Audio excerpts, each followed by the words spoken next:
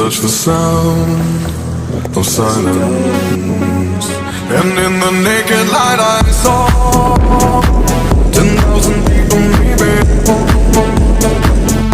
people talking without speaking, people hearing without listening, people writing songs that voices never share, and no one dared disturb the sound of silence.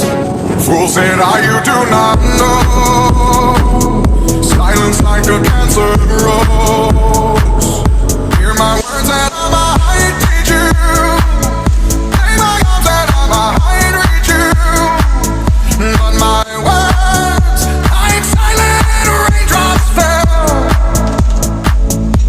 and echoed in the wells of silence.